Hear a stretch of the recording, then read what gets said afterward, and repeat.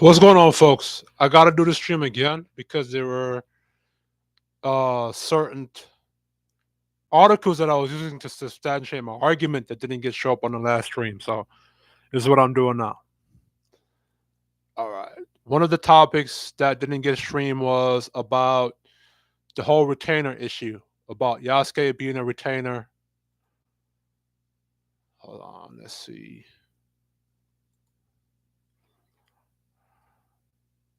Okay, let me see if it's on. Okay, cool. It's being viewed up there. Okay, so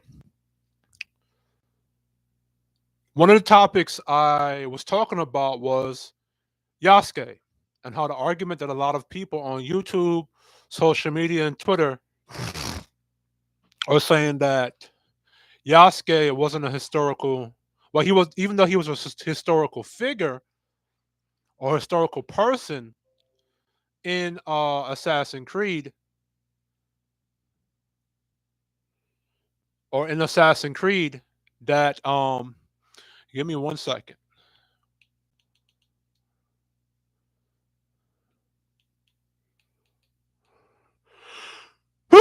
Sorry, my fault.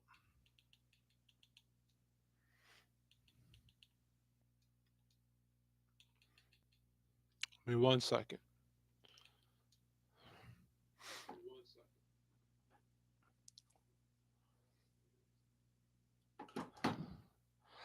All right, so yeah, as I was saying, they were saying that even though he was a historical figure or person, that he was just a retainer, basically a pet or servant to Obunaga.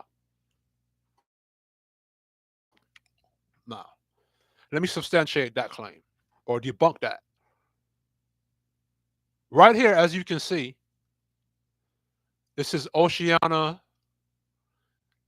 or you could just type in retainer and you'll see it. You look at the website it's at. I'm going to post this in the description box in my link so y'all can go check it out for yourself. As it shows here, look at the armor, right?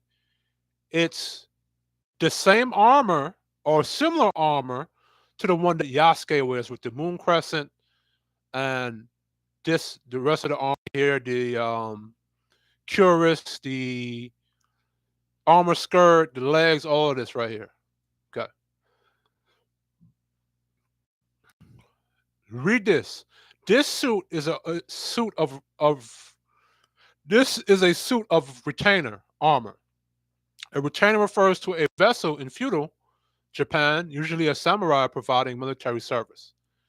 This, and then you can read where it dates, and then you can read a large crescent moon forecast on the helmet is a Buddhist symbol for the impermanence of life and may refer to the sun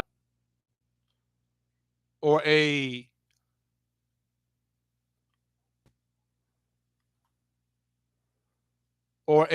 punch in the face of those of you guys who are saying that, oh, Yasuke, he was just a retainer, he wasn't really a samurai. Right here it says retainer armor refers to a vessel in feudal Japan, usually a samurai providing military service. Okay, now let's stop sharing this and go to another thing. Let's go to, let's, right, make sure it's sharing properly so I don't run into what I was running to earlier. Okay, it's sharing. Look at this.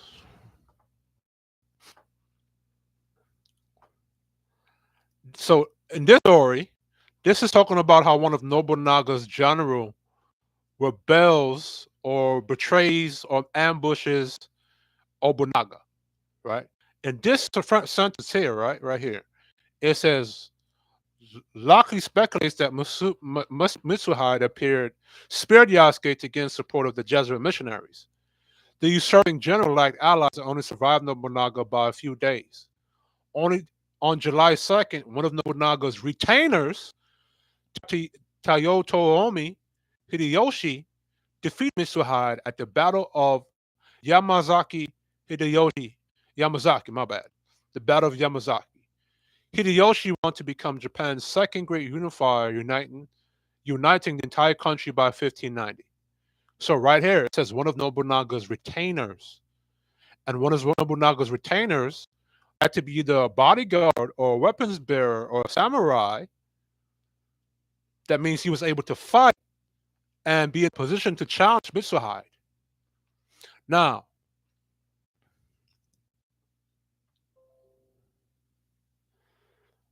let's read up here.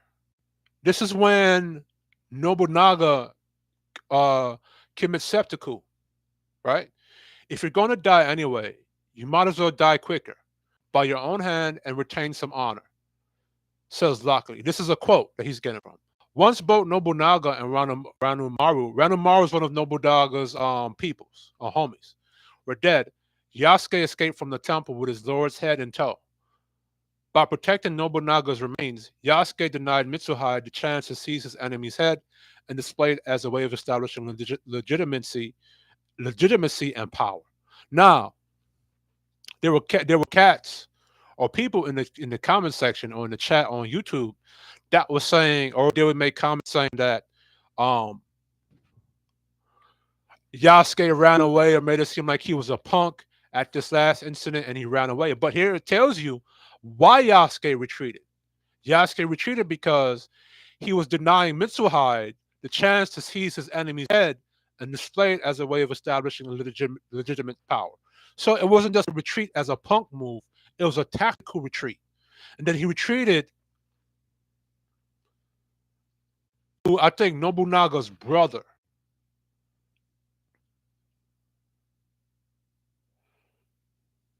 Right? So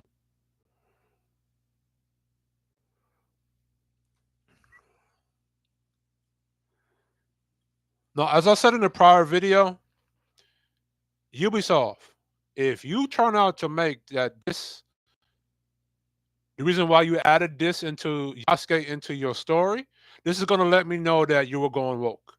Because right here it says that Sasuke was the first foreign-born warrior to enter their ranks. He belonged to a very small entourage around Nobunaga, which was probably around 30 to 50 warriors. Many young men, many of whom were Nobunaga's lovers as well. Lockley says traditionally, all the warriors like Nobunaga, then in his early 50s, mentored young warriors and developed sexual relationships with them. No evidence indicates that Yasuke and Nobunaga were lovers. Now, Ubisoft, this is where I'm going to agree with everybody if you are going woke. Because if that's what you're trying to push about black men, you're trying to push the gay black man and not the straight heterosexual black man. In fact, that you know, or if you don't know, you should go look up that that's one of the stereotypes that black men are trying to dispel, or one of those lies being told on black men that all black men are gay or all black men are gangbangers or we're thugs. That's not true. And what I'm tired of, well, one of my issues is that in this day and age, that everybody's more racially tolerant, and the threat and propaganda that was pushed out against black men during the 1800s, during the early 1900s, during Hollywood, when Hollywood was about business, was about business, into the business of destroying the black man's image and creating stereotypical images that was not necessarily true about the majority or the in general image about black men. So this is what you're going to push, Ubisoft. I'm going to agree with the crowd that you are going woke because like I'm tired of seeing those images. It's like the movie Obliterated that I watched, where the black character in Obliterated, it's a series on Netflix, they made him gay when clearly he was one of the alphas and he was a Tyrone. Now, the Tyrone in black culture amongst street niggas or street ninjas, he's the alpha male of street niggas, the Tyrone. So the fact that in Obliterated they made that Tyrone gay, and there was a scene where they were going to cut his BBC off, which I didn't find very funny because that did not happen to any of the other characters, the white or the Asian character in that series. So I'm getting tired of black men's image used from a woke point of view, used by leftist principles to push an image of black men that is not fucking true. So Ubisoft, if this is the direction you're taking, then I'm gonna have to agree that you're going woke. Okay. um, what was the other one? So let me stop sharing this. Let me go into sharing something else. The other one was about 47 Ronin. Now, this argument is going to counteract people' arguments saying that even though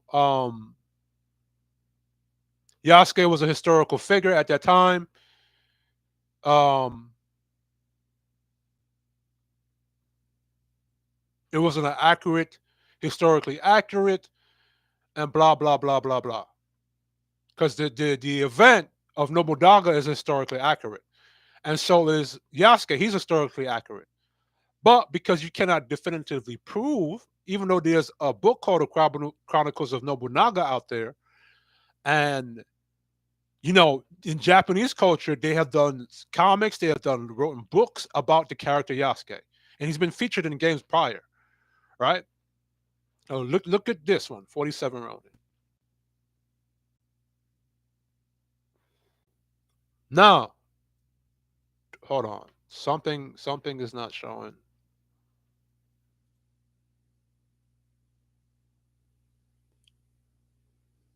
Okay, want to make sure these things are showing because in the last thing, um, it didn't show. All right, let's read this. 47 Ronin is based on historical events. The movie differs from history in that it added a magical demon aspect, having Lord Kira being influenced by Kitsune, who uses magic at various points to provide reasons for events that happened in the historical incident. For instance, historical Lord Kira was attacked because of his rudeness. After prolonged abuse and drove Lord Asuna to anger, and Asuna attacked him with a dagger. In the movie, Lord Kira is still smug, rude, still a smug, rude ass, but the Kitsune used magical spider venom to fog Asuna's mind, making him believe that Kira was raping his daughter. Or, you know what I'm trying to say. This is what the article says, so you can't flag me. So he attacks Kira. The Kitsune is able to change shapes throughout the movie, appearing as a fox, a woman, and later a bearded dragon. So nobody complained about this historical event being altered or changed when this movie came out, and I think this movie came out in 2013. The article was posted in 2014, January 10th. The movie also introduced the half-breed character Kai, played by Keanu Reeves. Kai is a half-breed son of a Dutch trader.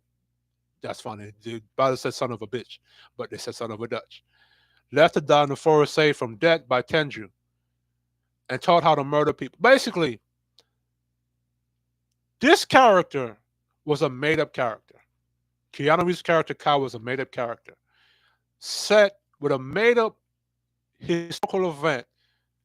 Well, made-up event and attached it to an actual event that historically happened. Everybody loved this movie. There was never a backlash about this movie. And right here, this person who's doing the movie world wrote, one, I'm really tired of the meme white guy saves the day, or this self half white, or in this case half white. It annoyed the piss out of me. So this is a movie reviewer reviewing it from his point of view. In The Last Samurai, it annoyed and pissed the piss out of me here, especially as in many ways movies make the participation of the white guy necessary for any plot or plan to have success. In 47 Ronin, we are without quality weapons, and Kai takes them to Tengu Forest, where he manages to arm them with special Tengu magic sword of non-specialty. Does Kia spec, speci- Damn, I need to improve my reading skills and improve my speech, no doubt. Specificity. Oh shit, I can't even say the word. Does Keanu now have a clause in his contracts that he must be the chosen one? I remember in the 47 Ronin, Keanu Reeves' character died, and he made this love poem, a love speech to Asanu's daughter Mika. Nobody had an issue with that. The Japanese media didn't have an issue with that. American media didn't have an issue of that. I didn't hear any backlash about that movie, about 47 Ronin. Okay, let me stop sharing this and let me look up something else. Let's look up Noe because Assassin's Creed is in the context of a video game. And they complain about an historical black samurai, black character that was around during a historical event. Let's look at Noe. Let me make sure that it's showing. Okay, it's showing. Noe. This is a white protagonist male in a Japanese game. Did anybody complain or have an issue about this game when it came out? No, they did. There was never anything about how this Japanese guy is culturally, this white male protagonist is culturally appropriating their culture or is the main character in the culture and he's disrespecting the Japanese culture. That was never said. Hold on, let me look up something else. Dolph London. Dolph Lundgren. Look at some of his movies. Um,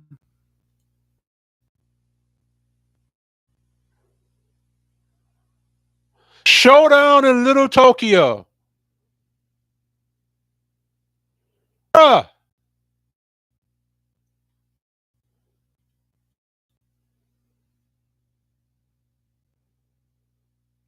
Hold on, let me show y'all something.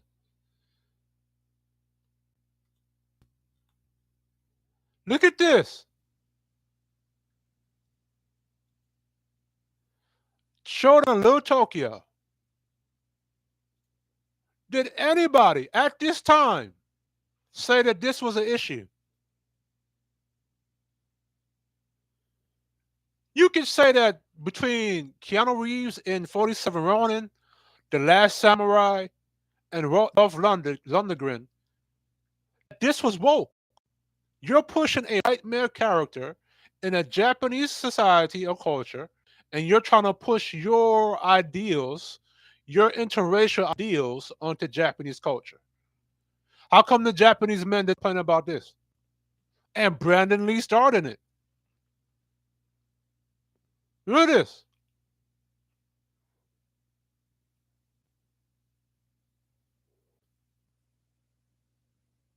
Warner Bros. And you had Dolph Lundgren going to Japan, again, beat all the Japanese on their turf, getting the girl. Look at this. Beating them in their own karate game. This is probably the Japanese that don't want to teach outsiders right here. Or Asians, period, don't like to teach. Look at Brandon Lee. Don't like to teach outsiders. About the Japanese logic, Brandon Lee or Bruce, or I think who was it? Brandon Lee. He was a half breed. But your guys' logic, I might upset some people, but he was a half breed, and he was half Chinese in a Japanese film that nobody complained about. This is cultural appropriation. And hold on. Asian men, y'all keep saying that you never had a strong Asian male lead. Is Bradley not a strong Asian male lead? Oh, I forgot. He's a half breed, so you're not gonna count him. But okay, let's look at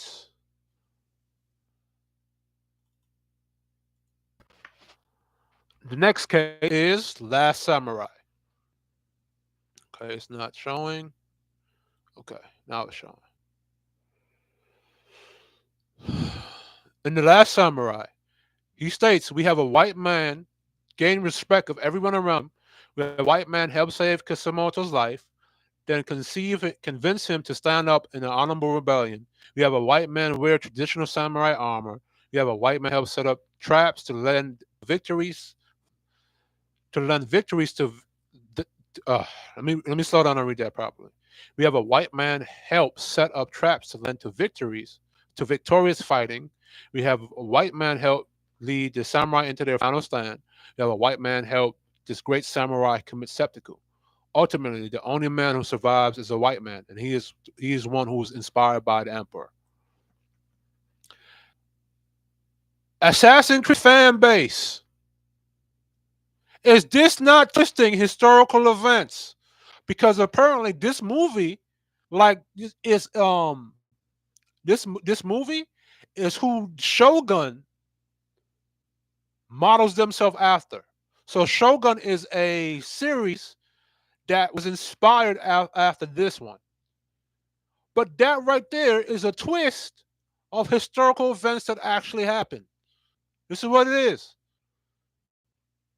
This guy was a historical person. And in this one, it showcased this white guy becoming a whole samurai, and this, that, and the third. But the argument against Yasuke was that because he was an outsider or a foreigner, they were not going to allow him to be a samurai. But in the last samurai, they showcased a foreigner, an outsider, a white man, the pale-skinned devil, becoming a whole samurai. And I believe in this movie, he was married to the daughter whose brother he killed, or father he killed. So was he just a retainer too? Technically, that's what he would be, a retainer.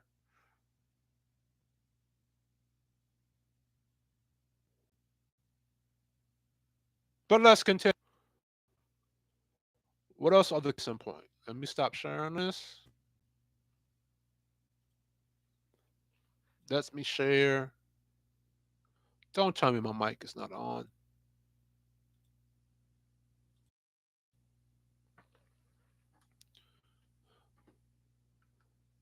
I hope my mic is on. Okay, I can hear myself. All right, let's look at the other case.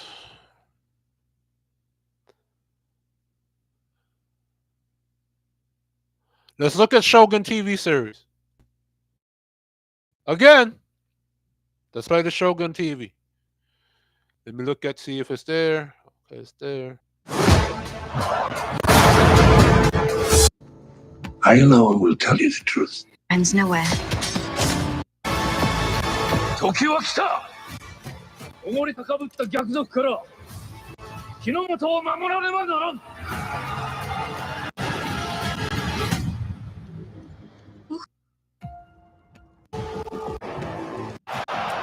A great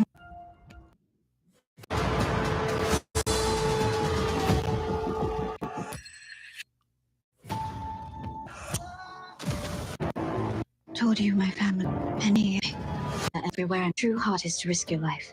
Look at that. Heart is to risk your life. Where and friends nowhere. Life. And friends nowhere. Y'all look cool with this little Asian chick beating up grown ass Japanese men. To show your true heart is to risk your life. Can come.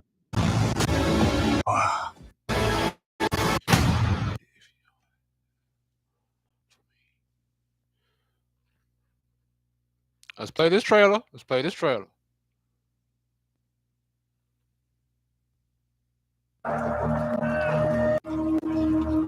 You seen them? They safe? 実は皆様別の場所に。 So, y'all had no issue with this. There was no backlash with this. You don't even know if this motherfucker even existed. This could be a stretch of the truth, just like y'all claim Yasuke is. But y'all had no issue with this. お移りになりまして。 No issue. でも安全な。 My pistol. Mistaken. I know what it is. I know what it is. I know what it is. This is right here is what it is.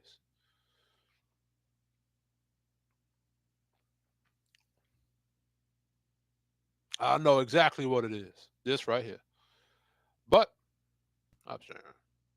Stop sharing that.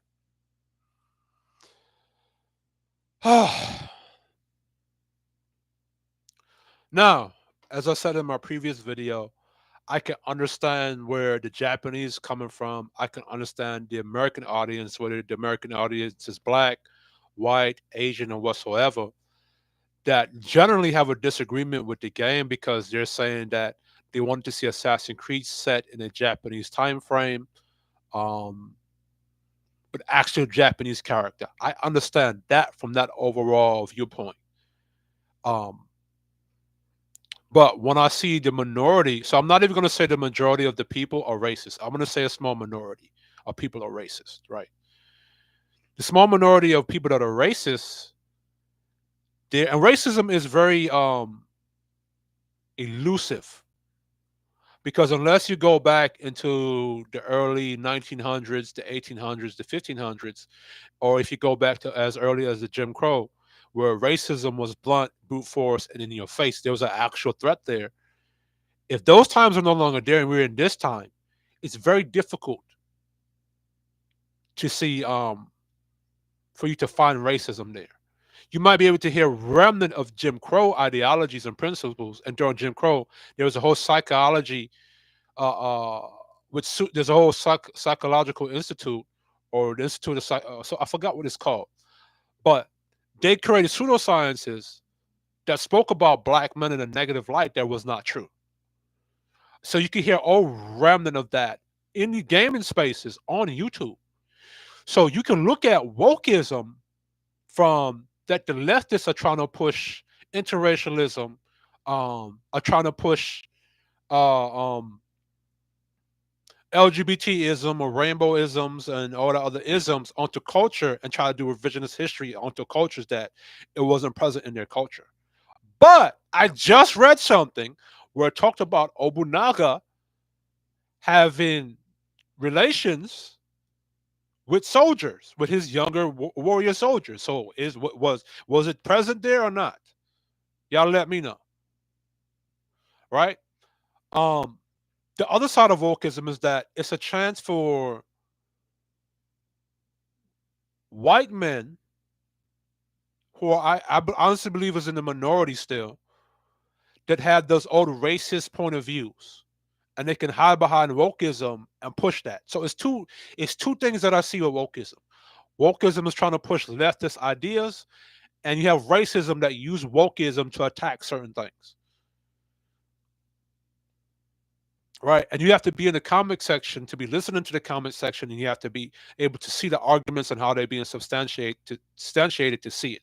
Like one, for example, with Miles Morales. Miles Morales is his own Spider-Man in his own universe. He's not replacing Peter Parker. He's not replacing any of the old Spider-Mans. He's his own Spider-Man in his own universe with his own powers. But everybody was complaining about him, talking about that's going woke. But nobody complained about Spider Gwen. Nobody complained about the spider that was a T-Rex, and nobody complained about the spider that was a pig. But y'all complain about Miles Morales, who is a black character that has his own universe with his own powers. Ridiculous. Now, when it comes to this game, if you want to talk about being woke from the racist white men that are coming at it from that angle, then you'd have to go back to um, Dolph Lundgren in Red Alert. You'd have to go back to Scott Adkins in Ninja. You'd have to go back to 47 Ronin with Keanu Reeves. You have to go back to Tom Cruise in The Last Samurai. And you have to look at those and say, well, these were woke too. Because all throughout the 80s and 90s, you saw white men go into other people's culture, especially in Asian and Vietnam culture, dominate that culture and get the culture's women that was there. You have to go back and explain that. Is those things woke? Is that cultural appropriation of a white man going to another country and in pushing your self onto their culture, your white male image onto their culture? And why were not the Japanese men of that time or the Asian men of that time complaining about these things? See, black men have always complained about getting a negative image being pushed in Hollywood. So much so that when the black exploitation was coming out, you had a lot of older black folks tell black men not to do that because it doesn't represent us in that kind of light. So you have black men or black folks checking other black folks about black exploitation. Michael J. White talks about that. You see what I'm saying? And then if you look at all the video games, it's always some white male protagonist being the hero of their game, of their Japanese or Asian games. And there was never a complaint about cultural appropriation. There was never a backlash about being woke. And I would understand if it was woke and it took an actual Japanese historical figure that was named Yasuke, that was Japanese in phenotype and race and nationality, and they made him black. But that is not the case. In this case, they're making let me share the screen again.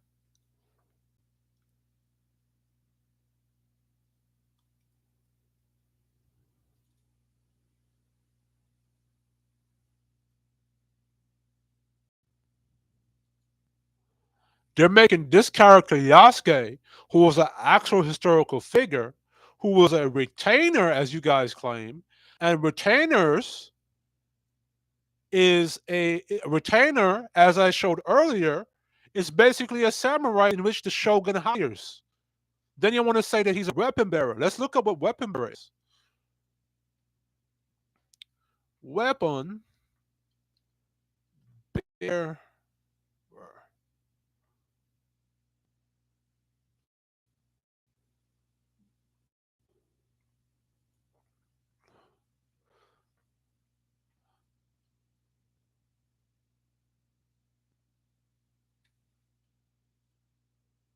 Bearer.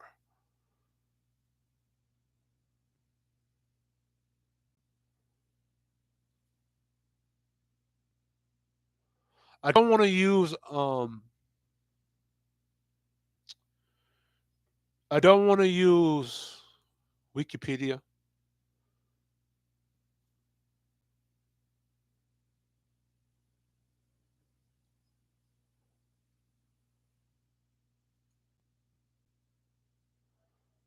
Okay, let's look up what the biblical sense of a weapon bearer is. This is 2 Samurai 23, verse 37. What exactly does an armor bearer do, and how can be a mighty man? An ordinary foot soldier would often have to carry his own equipment and supplies. It was not uncommon for a man of a higher rank to employ a servant to carry things for him. A description of an Israelite armor is given by James Moyer. Armorer included the helmet of a head-scale armor class of mail, the breastplate for the body, and greaves to cover the shins. The foot soldier also carried a shield to cover and unprotected parts of his body. An armor bearer or shield bearer could also be employed to carry the soldier's weapons and a shield. Mighty men come from Hebrew. All right, so bearer, bearer. Um, so this is the biblical sense of it. All right, bearer.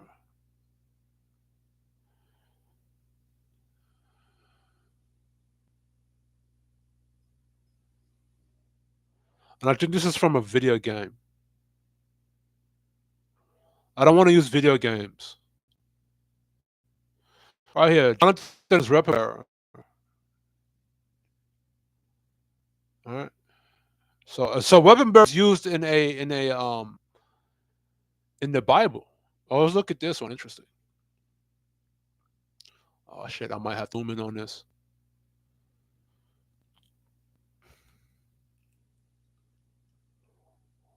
Uh,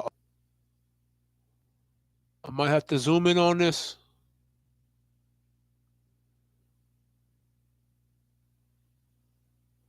Ah, damn. Let me go look into something else. Weapon bearer.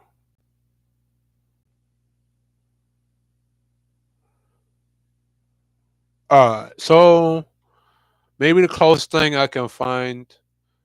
Let's look what the Committee of the Red Cross says about weapon bearer. The Institutional Committee of the Red Cross and weapon bearers, those who actually carry weapons, whether they are members of government, armed forces, or opposition groups, are in a position to wound or kill people, or to themselves to be wounded or killed. They are also in a position to either facilitate humanitarian action or hinder it. This is why the ICRC is also concerned to maintain and strengthen a dialogue that considers a key part of its mandate to protect and assist people affected by war and other situations of violence. So weapon bearer could be a bodyguard that carries weapons. Similar to what you call, what's the game that just came out? Oh my goodness. Oh, there was a game that just came out. Is it Dragon Age? Dragon's Dogma. Dragon's Dogma. Those pawns, you could call them weapon bearers almost. I would use this one, but Oxford Dictionary, I had to subscribe to get this motherfucker, and I don't want to use Wikipedia. Well, according to Wikipedia, which I didn't want to use, it says an armed fighter such as a soldier, a knight, one who carries and uses weapons, as opposed to a member of the support personnel, one who carries weapons for another. All right, so let me go look. Okay, let me see something.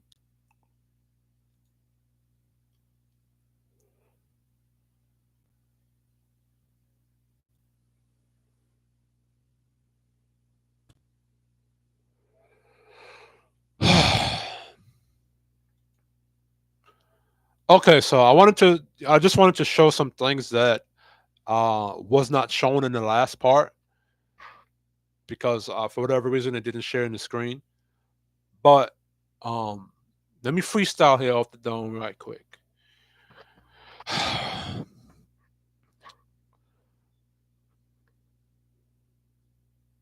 Like I said in the last one, there should have been an African Assassin Creed where it showcased the Africans fighting against European colonialism and slavery during the Western slave trade or the Atlantic slave trade. There should have been, and then they could have had the part two talking about the Assassin Creed in the Caribbean with the Haitians and the Jamaicans, the Maroons of Jamaica, and how the Jamaicans fought their oppressors, and how Bookman went over to Haiti to help Haiti fight their oppressors, and how the Haitian Revolution can tie it back into the Americas with New Orleans. They could have talked about that history. Then they could have talked about the Black Americans who fought during the Civil War, who fought during the Black Panther era, the Nation of Islam era. They could have talked about historical facts that happened during the Jim Crow and civil rights and those things. You understand what I'm saying? They could have did stories about those. But guess what? I'm gonna share something else. I'm gonna share something else with you guys about Assassin's Creed.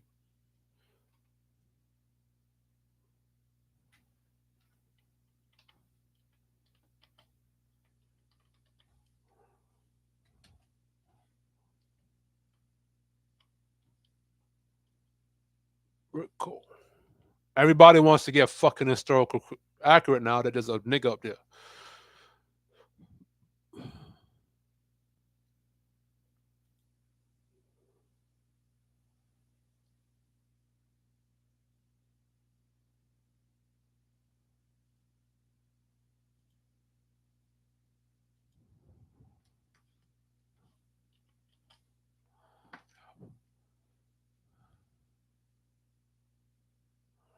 Okay, I want to show the people something. Everybody want to forget blood clot historical accurate. And on the one for top, but they had different nationalities of people to represent the game in that time. Okay, I will agree with that. But while each Assassin's Creed game is heavily inspired and influenced by history, they are still works of fiction. As much as we like to believe it, Ezio Auditore never fought against Rodrigo and Caesar Borgia. Edward Kenway never unlocked the observatory, and the Frey twins never fought the Templars for London. I know uno want to bomba clad historical and surgical.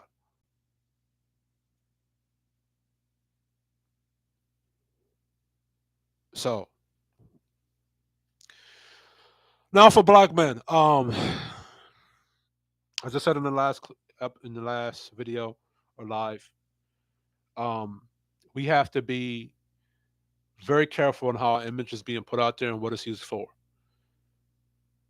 The symbolism is cool, but how does the symbolism represent you? Does the symbolism represent black men by giving us honor and respect, or is it, or does the symbolism give us disrespect and dishonor? Because for a long time, we as black men, we've been talking about how our image is being used by media to project uh, um, certain stereotypes about us that is not true. Like I said earlier, not every black man is gay. Not every black guy is a Democrat. Not every black man is a monolith. Not every black man is a gangbanger or a street nigga. You see it on YouTube and on Instagram. There's a lot of black men on Instagram that cook and are straight black men that cook, that are doing cooking. You have black men that are into sports, that work out, into fitness. You have, so we're not a monolith. YouTube is showing y'all this, showing us this.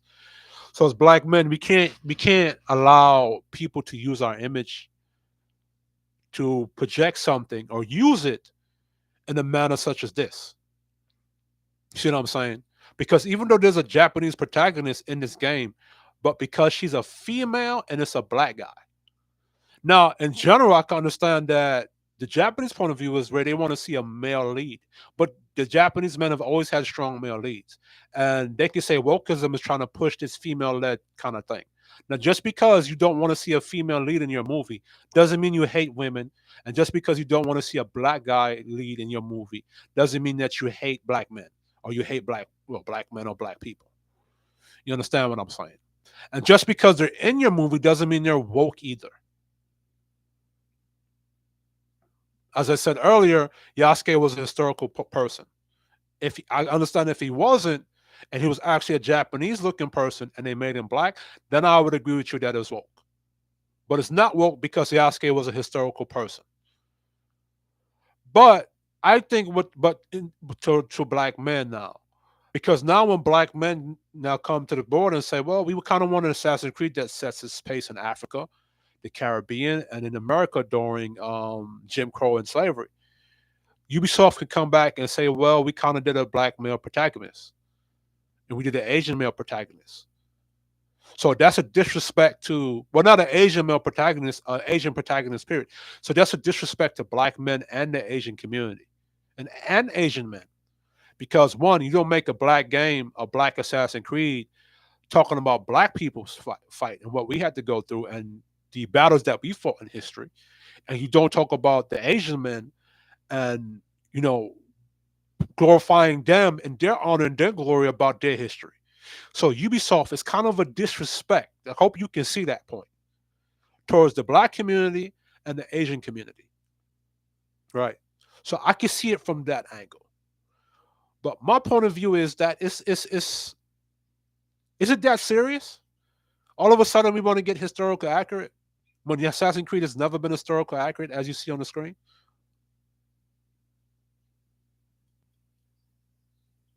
And the Japanese have how many games with Japanese protagonists that made Japanese men look masculine?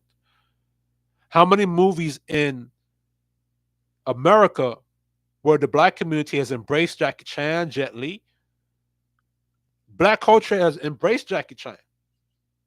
Jackie Chan is a great representation, and Jet Li, and a host of other Japanese men or Asian men, period, that black culture has embraced through watching kung fu, through watching mainly kung fu movies.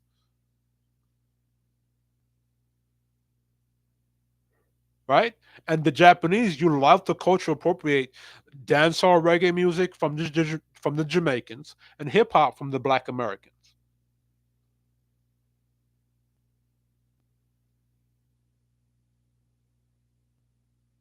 And again, I agree with the Japanese. If that's your stance and your position is, we want to see a Japanese male protagonist in Assassin's Creed game.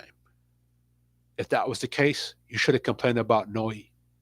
You should have complained about Red Alert with Dolph Lundgren.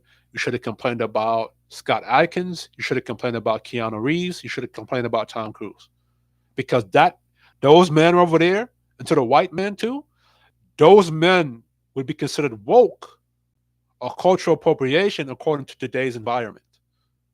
So it's funny now that you have a lot of white men. Now that you have a past of white men putting themselves onto other people's culture in the past, now that it's time for black men, everybody has a fucking issue and it's in an uproar. But anyway, this is Kishati Gaming Nation. I hope I did a better stream. It's a little bit shorter than it was last time because the last stream I didn't really do it properly. But anyway, click the like, click the share, click the subscribe. Tell people about me. Check out my content, watch this video, and thank you for your time.